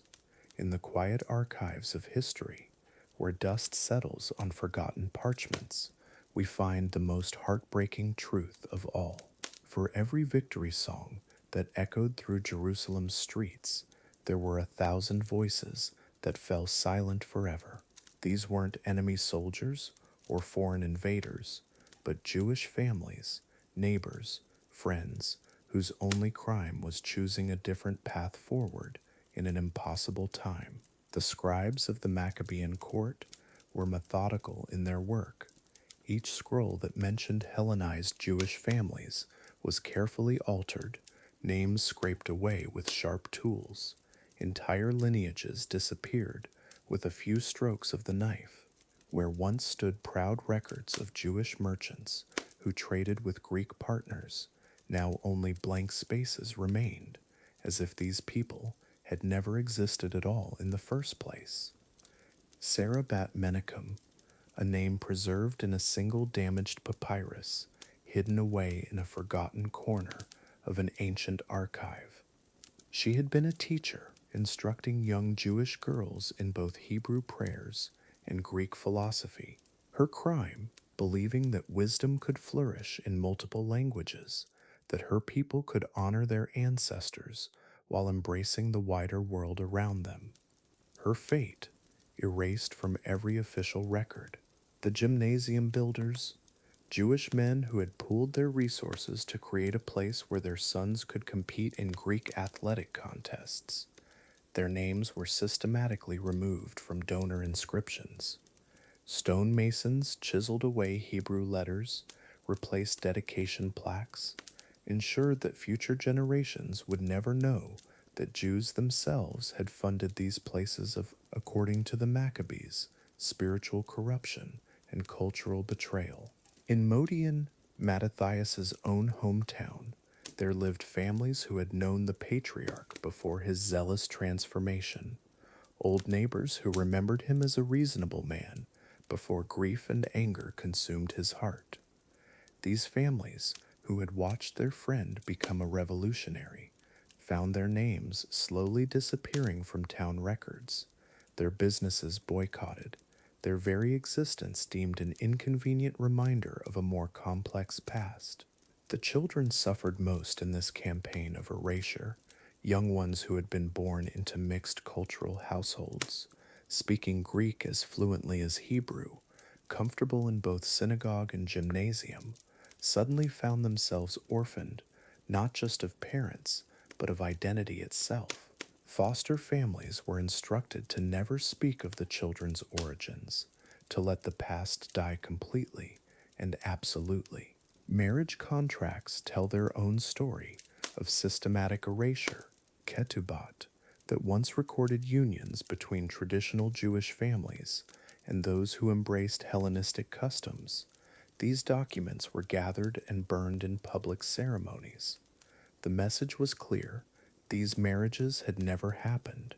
These love stories had never existed. These families had never been part of the Jewish community at all. Business partnerships dissolved overnight.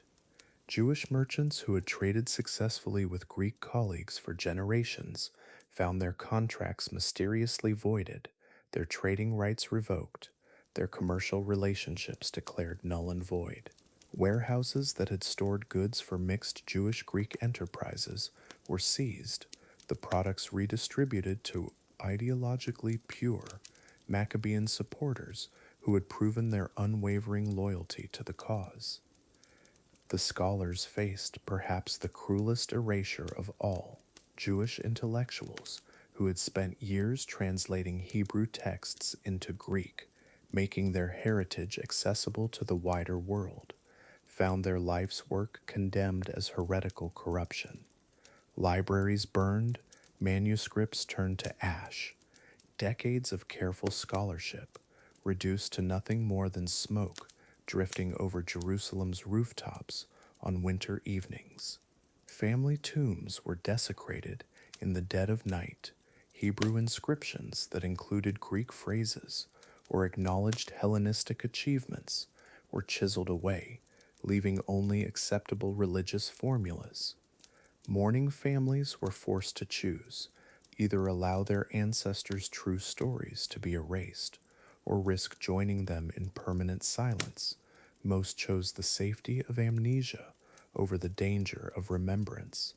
The lamplight, that eternal observer of human folly, watched as entire neighborhoods emptied out, not from war or plague, but from the slow poison of ideological purification. Houses that had hosted mixed gatherings, where Jewish and Greek customs blended in beautiful harmony, now stood vacant, their windows dark, their courtyards silent, their stories untold and deliberately forgotten by those who remained. Letters between family members reveal the heartbreak of forced separation, Hebrew phrases mixed with Greek endearments, expressions of love that transcended cultural boundaries. These personal documents were collected and destroyed, not because they contained military secrets, but because they proved that Jews could maintain their faith while embracing broader human connections, an inconvenient truth for revolutionary rhetoric. The artisans suffered their own form of erasure. Jewish craftsmen who had created beautiful works blending Hebrew symbols with Greek artistic techniques. Their signatures were scraped from pottery, removed from metalwork, eliminated from textile designs. Future generations would never know that Jewish hands had created beauty by bridging cultures rather than building walls between them, an artistic legacy deliberately lost. Religious ceremonies were altered to exclude any mention of the departed. Prayers that had traditionally acknowledged all members of the community, living and dead, were edited to remove references to families who had chosen assimilation. The very words of worship became tools of erasure, ensuring that even God's memory, at least in public prayer, would forget those who had sought different paths to meaning. As decades passed, the erasure became so complete that later generations genuinely believed the Maccabean story had always been simple: good versus evil, us versus them, faith versus corruption. The complexity of choice, the tragedy of families torn apart, the heartbreak of communities fractured by zealotry, all of it disappeared as if it had never existed in the first place, a perfect victory achieved through perfect amnesia. Tonight, as Hanukkah candles flicker in windows around the world, perhaps we can light one small flame for those who were forgotten, for Sarah the teacher, for the gymnasium builders, for the children who lost their stories, for all the Jewish souls whose only crime was believing that love could transcend boundaries, that wisdom could flourish in multiple languages, that being chosen didn't require choosing hatred. Chapter 11, Casualties of War, Echoes of Lost Lives. The cold Judean night carries whispers we rarely hear, the voices of those caught between worlds, between tradition and change, between survival and principle. Tonight, we walk among the forgotten, the families who paid the ultimate price for someone else's vision of purity. Their stories echo through abandoned villages, through empty doorways where laughter once lived, through the silence that followed the swords. In the aftermath of righteous victory, when the temple bells rang out in celebration, there were homes that would never hear joy again. The Maccabean triumph came with a price tag written in blood, not just Greek blood, but Jewish blood. Brothers who had chosen different paths, neighbors who had embraced different customs, children who would never return to their mother's arms, all casualties of ideological war. Picture a small village outside Jerusalem where two families had lived side by side for generations. The Kohens, traditionalists who kept every ritual, every law. The Levins, who had built a small gymnasium, who let their sons compete in Greek games. When the revolution came, that neighborly fence became a battle line, and only one family would see the next harvest season. Sarah Bat David watched from her window as torches approached her home. Her husband had been a teacher, fluent in Greek philosophy, beloved by students who came to learn both Torah and Aristotle. But in this new world of religious purity, such knowledge was dangerous. The men outside carried swords, blessed by priests, convinced they were doing God's work as they reduced a scholar's library to ashes.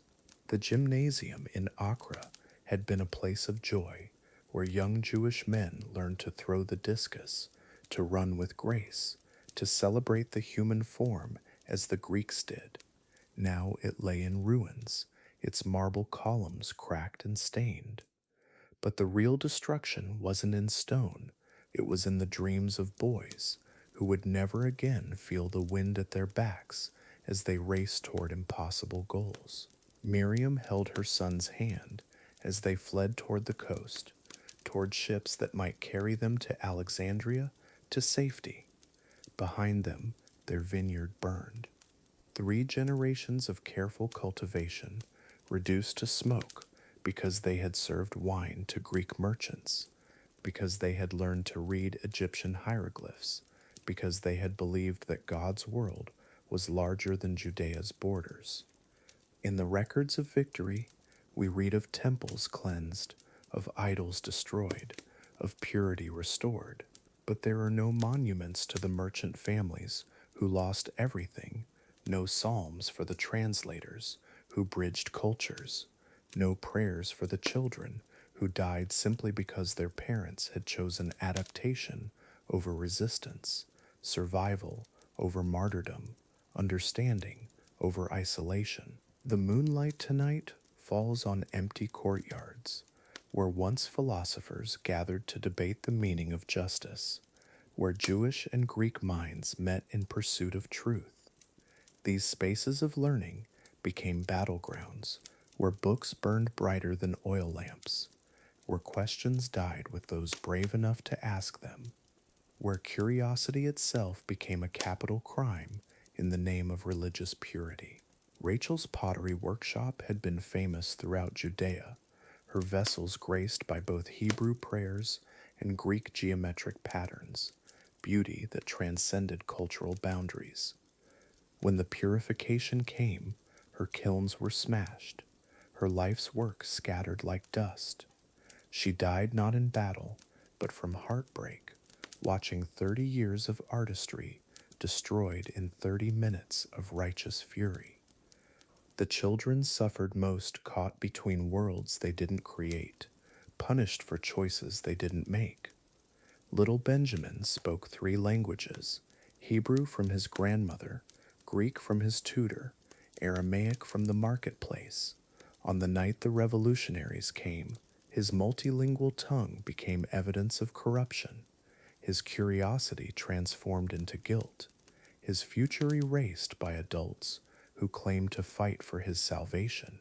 There was a wedding planned for spring between David the scribe and Helena the healer, a Jewish man who loved a woman who happened to have a Greek name, who happened to practice medicine learned from Alexandrian texts. The revolution arrived before the ceremony, and the bride was buried in her wedding dress. Another casualty of ideological purity, another love story ended by holy war. In the medical quarter of Jerusalem, healers who had studied both Jewish dietary laws and Greek anatomical knowledge found themselves branded as traitors. Their patients, people whose lives had been saved by this fusion of wisdom, watched helplessly as their doctors fled into exile, leaving communities without healers, without hope, casualties of a revolution that valued ideology over compassion. The old olive tree outside Bethany still stands, its trunk scarred by fire, its branches reaching toward a sky that witnessed too much.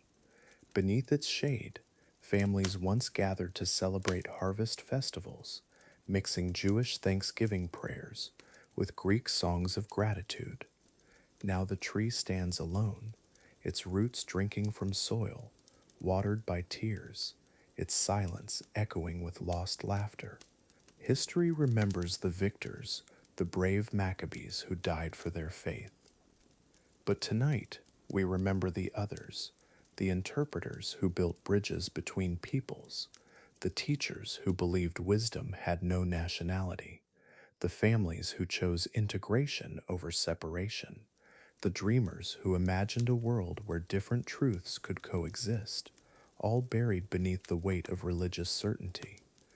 The cold blue moonlight traces the outlines of what was lost, the shadowy remains of communities that chose inclusion over isolation, the ghostly echoes of conversations that spanned cultures, the whispered prayers that mixed languages like spices in a common pot. These casualties of ideological war remind us that every victory carries within it the seeds of profound loss. Every triumph leaves behind untold grief. As you drift toward sleep tonight, let their voices find you in your dreams, the forgotten ones who paid the price for someone else's purity, who died for the crime of believing that God's love was large enough to embrace different ways of being human. Their stories matter, their suffering counts, their memory refuses to be erased, even by the weight of 2,000 years.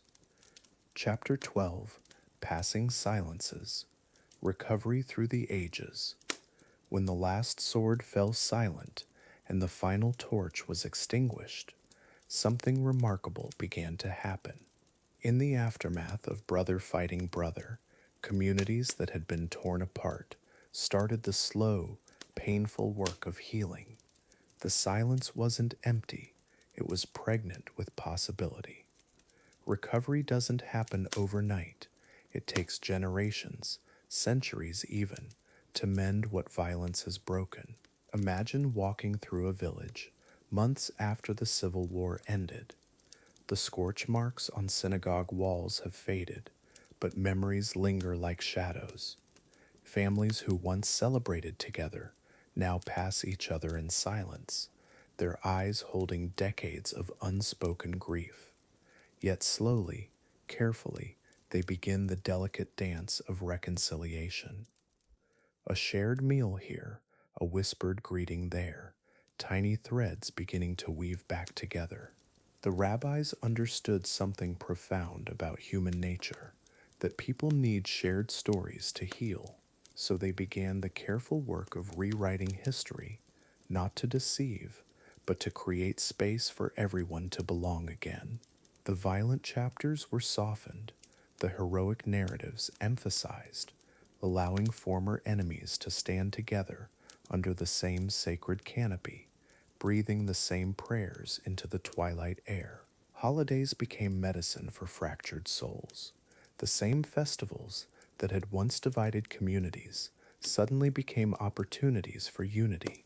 Hanukkah evolved, its message shifting from military victory to spiritual triumph, from us versus them to light conquering darkness.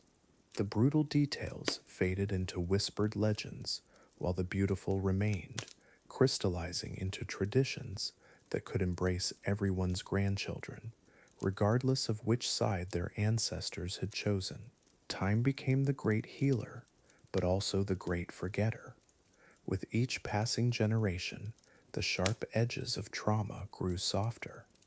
Children who had never known the Civil War learned sanitized versions where heroes were purely heroic and enemies were distant, faceless threats. The uncomfortable truth of Jewish fighting, Jewish brother, betraying brother. These stories were gently pushed into the shadows, replaced by simpler, more comforting narratives. But silence carries its own weight, doesn't it? In the spaces between official stories, the ghosts of complexity lingered. Elderly voices would sometimes whisper of relatives who had chosen the other side, of good people caught on the wrong end of history, of moral gray areas that official celebrations couldn't quite paint over. These whispers became the hidden curriculum passed down in quiet moments, keeping nuance alive in hushed tones. Recovery meant learning to hold multiple truths simultaneously. Yes, the Maccabees preserved Jewish tradition, but they also destroyed Jewish lives. Yes, Hellenization threatened ancient ways, but it also brought knowledge, art, connection to the wider world. Communities learned to honor their ancestors' courage while quietly acknowledging the cost, creating space for both triumph and mourning, celebration and reflection in the same sacred calendar. The architecture of memory became intentionally gentle. Synagogues were rebuilt not as monuments to victory, but as houses of peace. The decorations celebrated light, learning, community, universal values that former enemies could share. The harsh geometries of war gave way to flowing patterns, organic shapes that suggested growth, healing, the slow return of life to places where death had once reigned supreme. Breathing again, rituals evolved to include everyone's pain. The lighting of candles became not just commemoration of military victory, but acknowledgement of all who had suffered, all who had died, all whose dreams had been extinguished in the darkness of civil strife. 8 nights of increasing light, 8 opportunities to remember, to grieve, to hope, to gradually illuminate the shadows that war had cast across generations of Jewish hearts. Children became the bridge between past and future. Those born after the conflict knew only the stories their communities chose to tell, stories increasingly focused on resilience rather than resistance, on survival rather than struggle, on light rather than the darkness from which it emerged.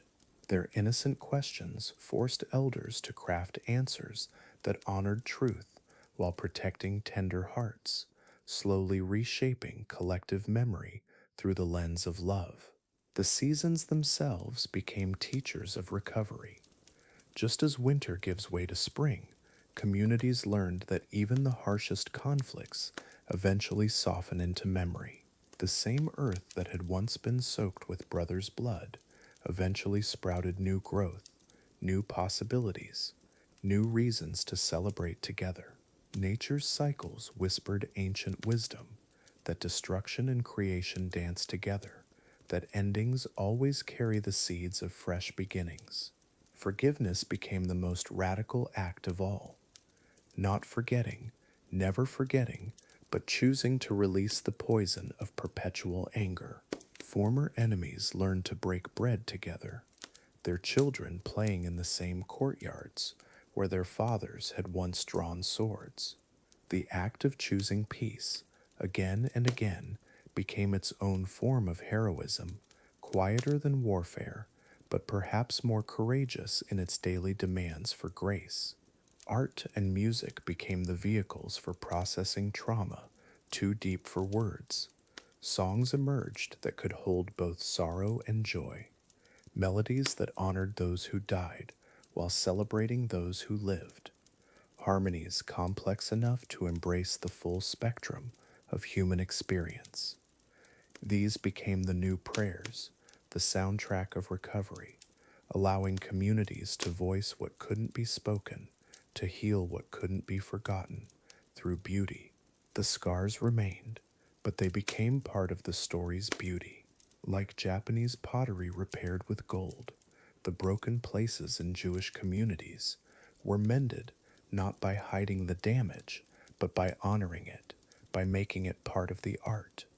The cracks where brothers had divided, the spaces where trust had shattered. These became the places where light could enter, where wisdom could grow, where deeper compassion could take root. Recovery taught communities that history isn't fixed, it's living, breathing, constantly being rewritten by those who choose how to remember, how to tell the story to their children, how to light the candles each year.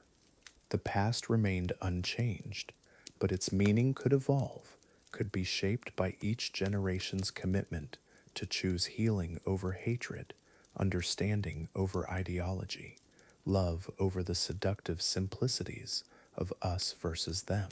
And so the silence after the storm became not emptiness, but fullness, not the absence of sound, but the presence of peace. In that quiet space, communities rediscovered what they had always known, but temporarily forgotten, that their strength lay not in defeating others, but in embracing each other, not in the purity of their convictions, but in the breadth of their compassion, breathing together in the gentle darkness, finding their way home. Chapter 13, Festival of Lights, the Reframing of Hanukkah. In the quiet darkness of winter evenings, when the world grows still and cold, a single flame flickers to life on the windowsill. 8 nights of gentle light, each candle holding stories that have been carefully, tenderly reshaped over centuries. Tonight, we discover how painful memories transformed into celebration, how the harsh realities of ancient conflict became symbols of hope and endurance. Long ago, in the shadows of Jerusalem, families gathered not in joy, but in fear. The Maccabean revolt had torn communities apart, brother against brother, neighbor against neighbor. Yet as generations passed, as the raw wounds of civil war slowly healed, something remarkable happened. The storytellers began to shift the narrative, to soften the edges, to find light within the darkness of their ancestors' struggles. The menorah, that sacred symbol we know today, once stood witness to bloodshed in the temple courtyards.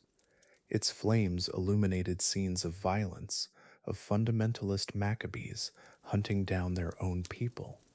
But over time, the memory of oil burning for 8 miraculous days began to overshadow the memory of Jewish blood spilled on sacred ground. The miracle became more important than the massacre. In ancient rabbinic texts, you can almost hear the careful editing, the deliberate softening of harsh truths. Scholars chose which details to preserve, which stories to emphasize, which memories to let fade into whispered fragments. They understood that communities needed hope more than historical accuracy, that children needed heroes rather than complex moral questions about religious extremism and cultural assimilation. Picture those early rabbis sitting by candlelight in their study halls, wrestling with how to tell this story. Should they speak of the Hellenized Jews, who built gymnasiums, who chose Greek culture over ancient traditions, who were murdered by their own people? Or should they focus on the miracle, the light that refused to die, the hope that emerged from devastation? Slowly, generation after generation, the festival transformed. The brutal civil war became a story of religious freedom. The fundamentalist zealots became freedom fighters. The Hellenized Jews, those thousands who died for choosing assimilation, gradually disappeared from the narrative entirely. Their memory sacrificed so that future generations could light candles in peace without the burden of their ancestors' moral complexity. In medieval Europe, Jewish families gathered around their menorahs, unaware of the full story behind their celebration. They lit their candles, said their prayers, and found comfort in the simple tale of oil lasting 8 days. The festival had become what communities needed it to be, a source of light in dark times, rather than a reminder of how darkness sometimes comes from within. The reframing wasn't deception, it was survival. Communities under pressure, facing persecution from outside forces, couldn't afford to dwell on ancient civil wars. They needed unity, not division. They needed symbols of endurance, not reminders of how their ancestors had turned against each other over questions of tradition versus adaptation, faith versus assimilation. Each Hanukkah candle carries this weight, this careful balance between memory and forgetting. The flame dances with the ghosts of Hellenized Jews, those who chose Greek education and abandoned circumcision, who were hunted down in their own villages. Yet it also carries the hope of communities who chose to transform trauma into celebration, pain into purpose. Modern families lighting their menorahs, teaching their children about miracles and religious freedom, participate in this ancient act of reframing. They continue the tradition of emphasizing light over darkness, hope over despair, unity over division. The uncomfortable truths remain buried beneath layers of beautiful ritual, of songs and stories that heal rather than wound. Yet sometimes, in the quiet flicker of candlelight, we can glimpse the fuller story. We can honor not just the Maccabean victors, but also the defeated, those Jewish families who made different choices about how to live, how to adapt, how to survive in a changing world. Their memory deserves recognition too, even within the framework of celebration. The Festival of Lights teaches us about the power of narrative, how communities consciously choose which memories to preserve, which stories to tell their children. It shows us that traditions can evolve, that painful histories can be transformed into sources of strength without completely erasing the complexity of human experience and moral choice. In the glow of 8 small flames, we see both the miracle and the massacre, the hope and the heartbreak, the light and the shadows it casts. Hanukkah becomes not just a celebration of oil lasting 8 days, but a meditation on how communities heal from trauma, how they choose memory over forgetting, how they find ways to honor the past while building bridges to the future. The menorah stands in windows across the world, each flame a testament to the human capacity for transformation. What began as a story of religious civil war, of brother fighting brother, has become a beacon of hope for all who face persecution. The reframing complete, the painful edges smoothed, the light burning steady and bright. As you drift toward sleep tonight, imagine those ancient flames flickering in the restored temple, casting light on both triumph and tragedy. Picture the generations who carefully shaped this story, who chose healing over historical accuracy, who gave their children light instead of shadows. Their gift to us, the Festival of Lights, transformed and transforming. The candles burn low, their work nearly done, their message delivered. 8 nights of light, centuries of careful storytelling, generations of families finding hope in reframed memory.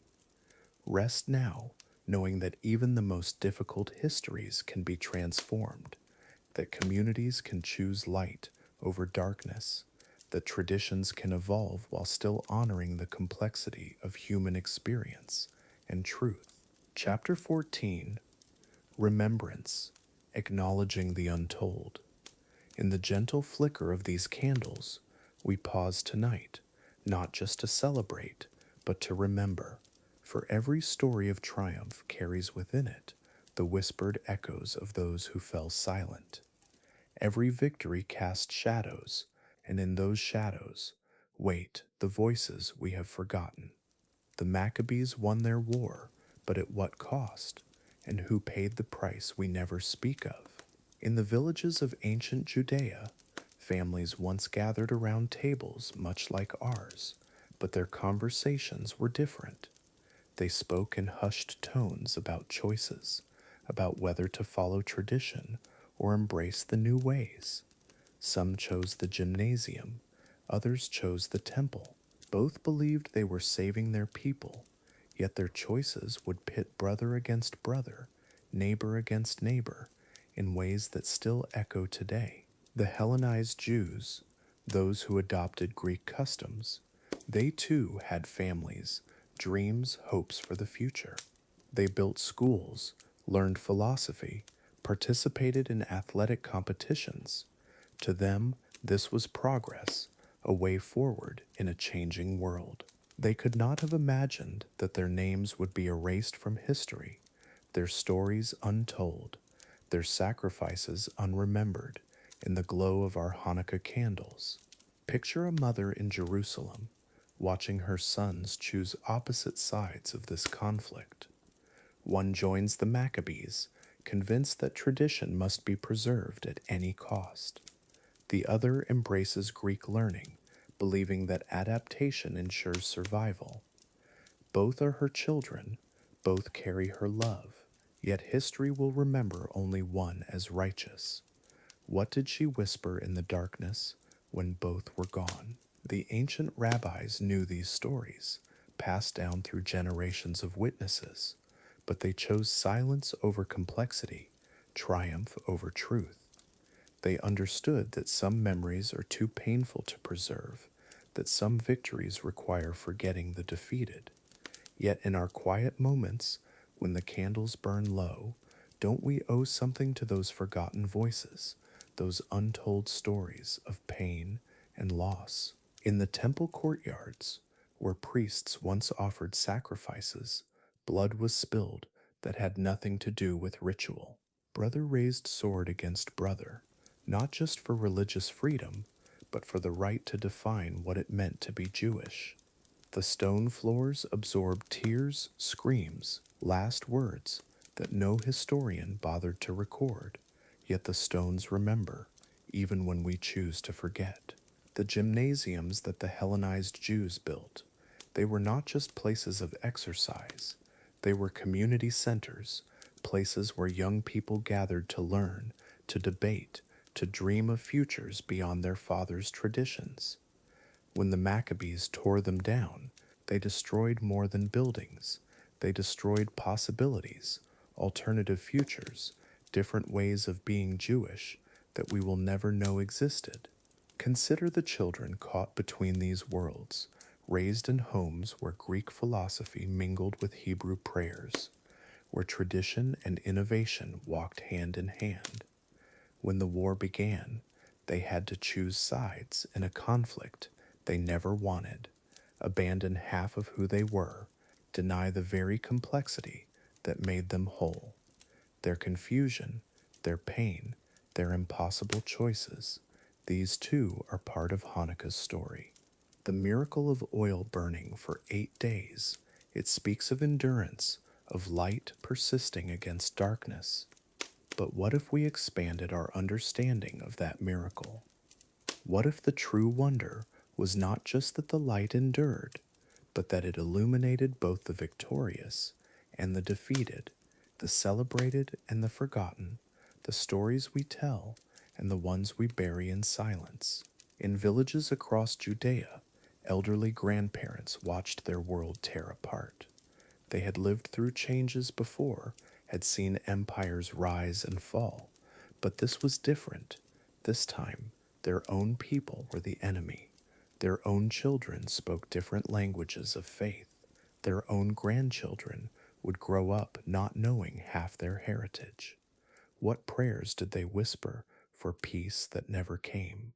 The Maccabees proclaimed religious freedom, yet denied it to their own people who chose differently. They fought against forced assimilation, then forced their own version of purity on others. They became what they had opposed, oppressors of conscience, destroyers of choice. This paradox lived in their hearts, a contradiction they carried to their graves, never fully resolved, never fully acknowledged. Tonight, as we light our candles, we might pause to remember not just the triumph, but the tragedy, not just the oil that lasted 8 days, but the blood that stained the temple courts, not just the religious freedom that was won, but the cultural richness that was lost. Both are part of our inheritance. Both deserve our remembrance. Both whisper truths we need to hear. What stories are we telling today that future generations will question? What victories are we celebrating that cast shadows on the defeated? What narratives are we shaping that erase the complexity of our times? In our own conflicts, our own choices between tradition and change, are we creating new untold stories, new forgotten voices, new reasons for future remembrance? The light of Hanukkah burns brightest when it illuminates not just our triumphs, but our failures, not just our certainties, but our doubts, not just our victories, but the cost of winning. In acknowledging what was lost, we do not diminish what was gained. Instead, we honor the full complexity of being human, the messy, painful, beautiful reality of choosing how to live. The forgotten families, the silenced voices, the untold stories, they do not ask us to change our celebration. They ask only to be remembered, to have their humanity acknowledged, to be seen as more than footnotes in someone else's victory. In the quiet space between one candle and the next, we can hold room for their memory, their pain, their lost possibilities, their vanished dreams. As this chapter closes and our candles burn lower, we carry forward both light and shadow, both celebration and sorrow, both the stories we tell and the ones we have learned to whisper. For in acknowledging the untold, we do not lose our faith. We deepen it. We do not weaken our traditions. We strengthen them with truth. We do not dim our light. We make it burn more honestly. Chapter 15, In the Light of a Single Flame, Closure.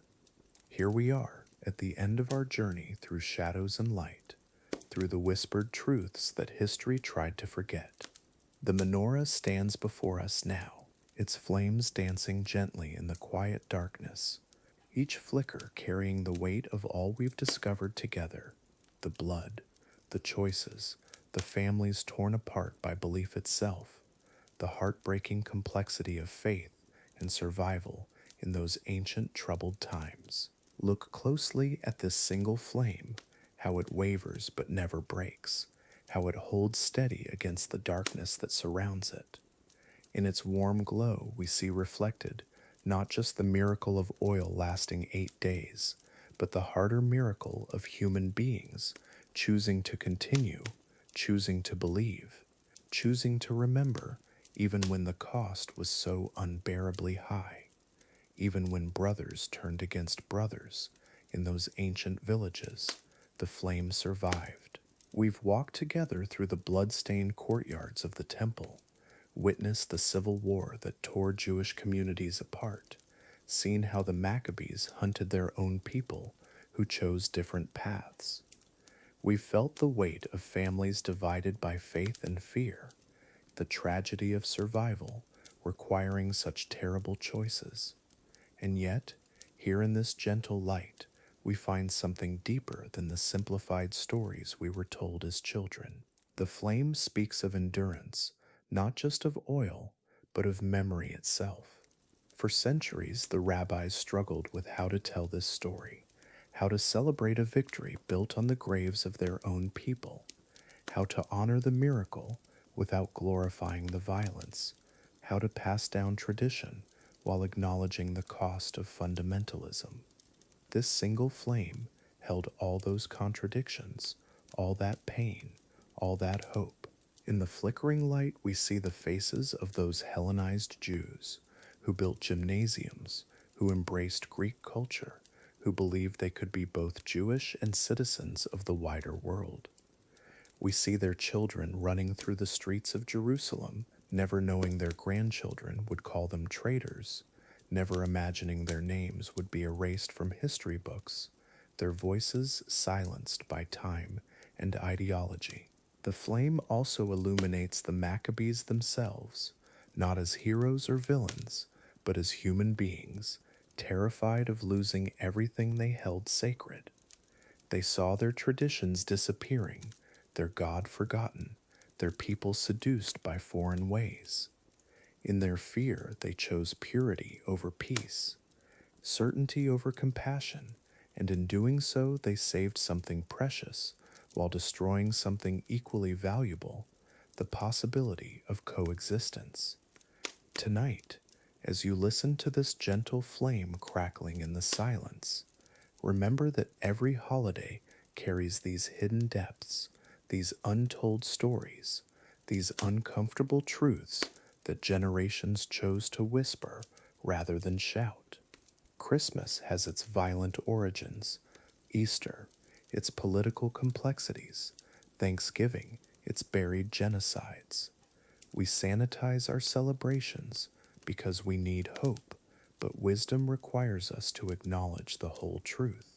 The menorah before us holds space for all of it, the miracle and the massacre, the faith and the fanaticism, the victory and the tragedy. Its light doesn't choose sides, doesn't judge the choices made in desperate times, doesn't condemn or celebrate.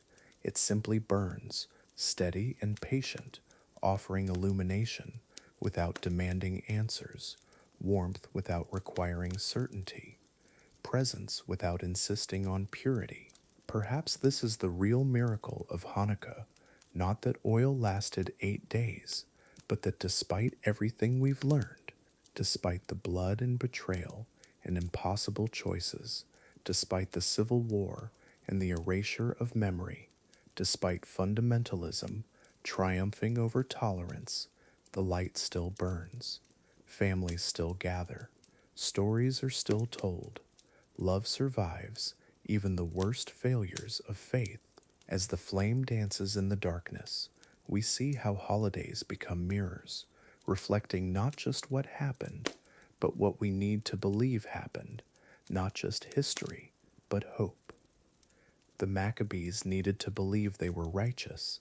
The rabbis needed to find meaning in the violence.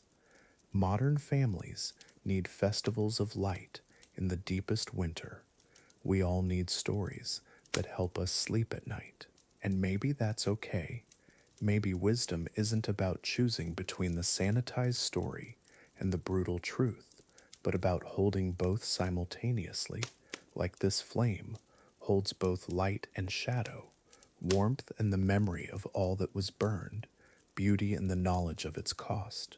Maybe maturity means celebrating while remembering, rejoicing while acknowledging, lighting candles while honoring the darkness they illuminate.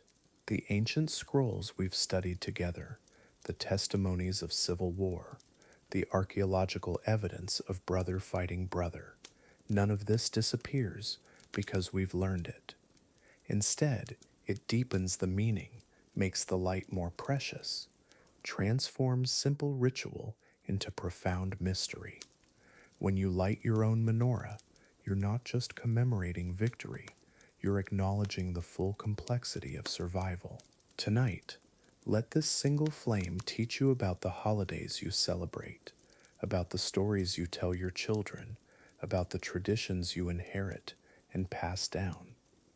Ask not just what happened, but what was forgotten, not just who won, but who was erased, not just what we commemorate, but what we choose not to remember. Let complexity deepen rather than destroy your faith. The menorah's light grows softer now, more gentle, as if understanding that it's time for sleep, time for dreams, time to let these difficult truths settle into wisdom rather than despair. The flame has held space for all of it, the massacre and the miracle, the fundamentalism and the faith, the erasure and the remembrance, and in its steady glow, we find not answers, but peace with questions. As the last flicker begins to fade, carrying with it our journey through shadow and light, through the beautiful and terrible complexity of human faith, through the price of survival and the cost of purity, we're left not with simple answers, but with deeper questions, not with easy heroes, but with impossible choices, not with sanitized celebration, but with mature wisdom that can hold both joy and sorrow. The flame extinguishes now, leaving behind only warm darkness, peaceful silence, and the memory of all we've learned together. Sleep now, knowing that truth doesn't diminish wonder, that complexity deepens rather than destroys meaning, that even in the hardest stories, we find the most profound reasons to keep lighting candles, to keep telling stories, to keep choosing hope, despite everything we know about history's cost.